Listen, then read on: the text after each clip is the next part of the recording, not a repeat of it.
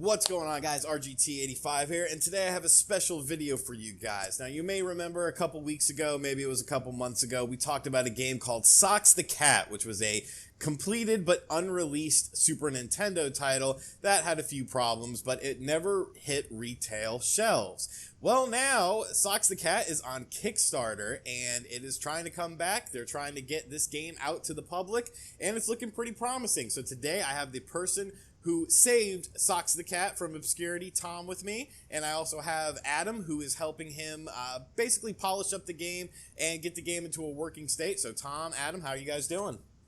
Good, doing good.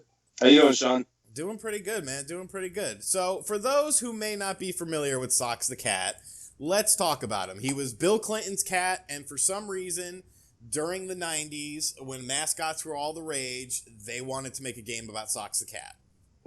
They did, as crazy as it sounds.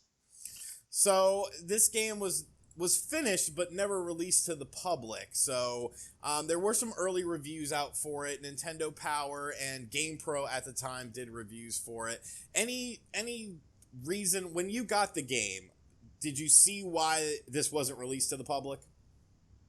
No, not immediately. Nothing really jumped out at me. I mean, it's a fun platformer. It's definitely different. It's not like anything else that was out at the time or has been out since. So nothing really jumped out at me. I know there's been some rumors about, Nintendo not wanting to have something on their system that was kind of affiliated with politics. I don't personally buy into that. Otherwise, why didn't Nintendo Power review it and give it a fairly positive review at that? So nothing really jumped out at me. It wasn't until later in the process of releasing the game where we kind of hit an situation. Now, there was bugs in there? Was there, game-breaking bugs or graphical glitches, stuff like that? Yeah, I mean, there was essentially a game-breaking bug at the end of level 6. There was some, I mean, it definitely was more of a beta form type, though. I mean, there was definitely some graphical issues. There was some duplicate text issues, stuff like that, stuff you'd see in beta formats, beta games, but there was a very significant bug, and Adam can probably tell you a little bit more about that, but it almost ended the project for us. So, yes. What was that bug? Yeah, so the bug, when you reached the end, it was either the end of 6-1 or 7-1. You went into another screen. It was either going to be another level or what I thought was an end screen. And what ended up happening was it turned into a pink striped screen, and Socks would just fall repeatedly to his death from the top to bottom.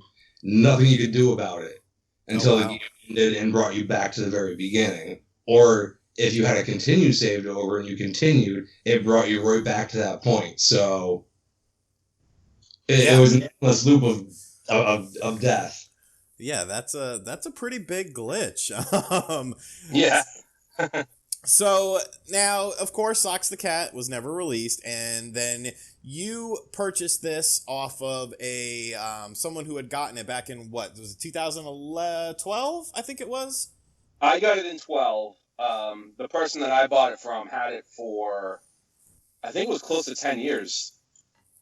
So he had it for probably about 8 to 10 years, and nothing had been seen about the game other than the reviews and the pictures in the magazines that we had scans of, until he and his friend shot a video, and his friend released a video of him playing Socks the Cat, and that video has since been deleted off of YouTube, but it was filled with vitriol and did not go the way that they had thought it would go.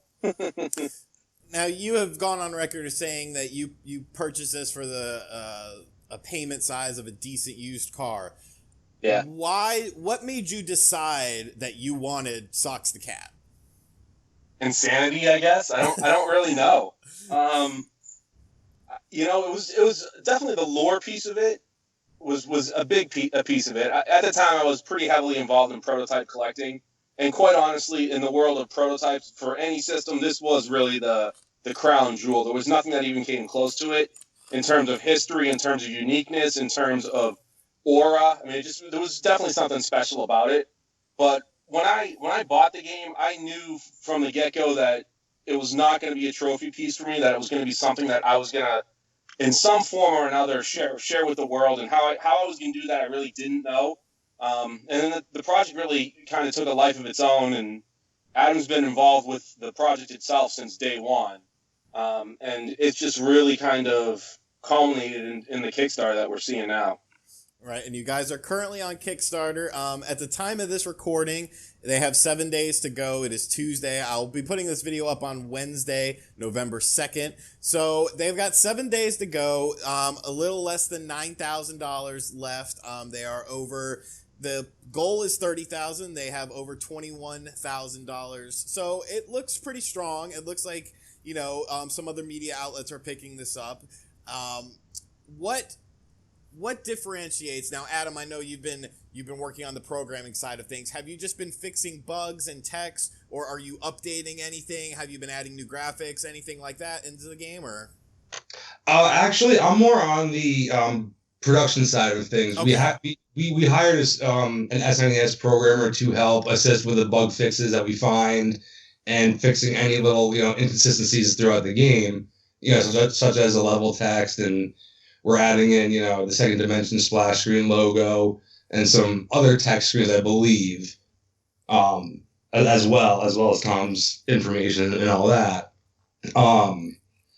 But aside from that, I've been helping with coordinating the new artwork, getting the box templates and designs all squared away, helping with the manual, anything else that I can get my hands in on that will help the project.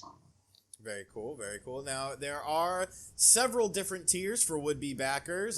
Everything from a digital copy to a Super Nintendo cartridge to cartridge bundles. I see that you guys are doing something where you can get a game called Get 'em Gary for the NES and Handy Harvey for the Sega Genesis. Are these games that are already out, or are they being worked on now as well, or what? I'm not too familiar with those. These are actually two brand new games from Second Dimension, both based on Fix It Felix from the movie Wreck-It Ralph.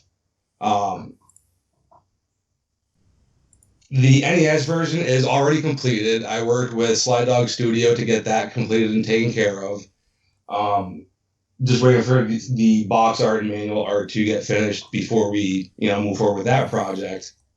And Handy Harvey is almost finished with the programming. The box art is finished. All the music and other game asset artwork is finished. So it's just getting, up to wrapping that up, finishing up the testing, and getting that ready for release as well. Yeah, very cool. So, Socks the Cat, as far as the game is concerned, I know it is a political game, but from what I've seen and what I've read about the game, it's not something like trying to teach a political message or anything. It's very tongue-in-cheek. It's supposed to be funny, kind of a play on politics, correct? Yeah, for sure. I mean, it's definitely not an educational game by any means. It's definitely more geared towards satirical politics. It's very funny. I think one of the things that I've kind of talked about, and Adam and I have talked about before, is that what we assume, we've seen the reviews from Nintendo Power and things like that, and we know that it got mediocre reviews, but I feel very strongly that was probably based on playing the first one or two levels of the game, which quite honestly aren't the best levels of the game. As you get deeper into the game, not only does the game itself get better, the screens get much more rich in color, and but the end bosses themselves get better and better at every end boss, and they're very recognizable political figures, with some of them just being downright hilarious.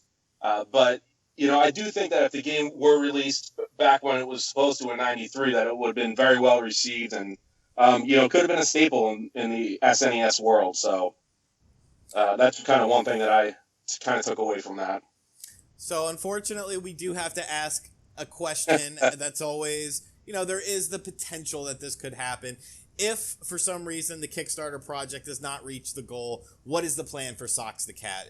Are you gonna try something different? What's the have you even thought about that? I know a lot of people, they just say, well, you know what, it's gonna be successful and that's why it's gonna be successful. Yeah. But have you thought about that or anything? Yeah, I mean, I do think about it. There's definitely no plan in place. The plan is to hit our Kickstarter goal and get it released as soon as possible. I know that on Kickstarter we've got a tentative release date of July of 2017, which is, as far as we're concerned, absolute worst case scenario. Once we get funded, our goal is to get the cart and boxes and all that stuff into the hands of the people that want them. So our goal right now is strictly just to get the Kickstarter funded, and kind of heads down on that.